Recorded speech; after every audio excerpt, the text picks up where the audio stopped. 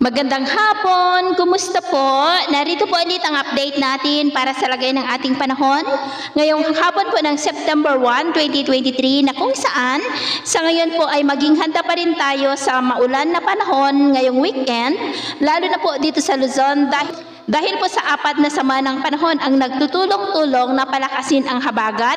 Mayroong 3 bagyo at isang LPA. Po dyan si Bagyong Goring na nagbabanta na mag-landfall ngayong gabi dyan sa may Hong Kong at Macau. At si Bagyong Hana na lumakas na po into typhoon category at nagbabanta naman na mag-landfall dyan po sa may Taiwan sa darating na linggo. At si Bagyong Kirogi at ang LPA nakapwa po nasa labas ng ating area of responsibility pero nang hahatak rin po ang mga yan ng habagat. At ang LPA nito ay posible po na maging bagyo between 2 to 3 days, kaya paghandaan pa rin natin ang malakas na bugso ng habagat hanggang next week, lalo na po at patuloy pa rin ang namamataan rito na pamumuo ng mga sama ng panahon sa taas na siya pong lalong magpapalakas ng habagat.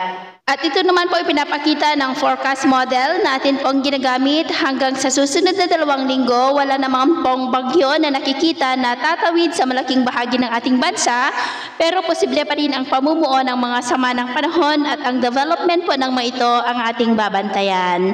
At sa lagay po ng ating panahon ngayong hapon, dahil po sa malakas na habagat dito sa Luzon, ay maulap na kalangitan na may mga pulupulong pag-ulan at posible ang malalakas na ulan sa ilang bahagi po ng Ilocos Region, Cordillera, Central Luzon, ilang bahagi ng Extreme Northern Luzon, ilang bahagi ng Cagayan Valley, Calabarzon, Mimaropa, lalo na po dyan sa may Mindoro provinces, ilang bahagi po ng Bicol Region, Panay Island, Negros, ilang bahagi ng Zamboanga Peninsula, Northern Mindanao at ilang bahagi ng Davao del Sur na posibleng magtuloy-tuloy ang mga isolated rains na yan hanggang mamayang gabi.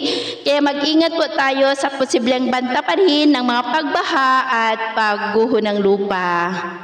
At sa atin namang mga baybayin, dahil po sa habagat ay maalon pa rin sa kanlurang baybayin ng Luzon maging sa extreme northern Luzon seaboard na posibleng aabot po ang taas ng alon sa 1.5 to 3.5 meters height.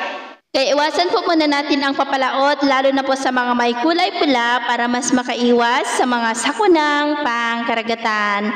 So yun po ang latest update natin sa araw na ito. At ako po muli si James na nagsasabing sa kahit anong pagsubok po na darating sa ating buhay, huwag na huwag po tayong mawawalan ng pag-asa. Thank you and God bless!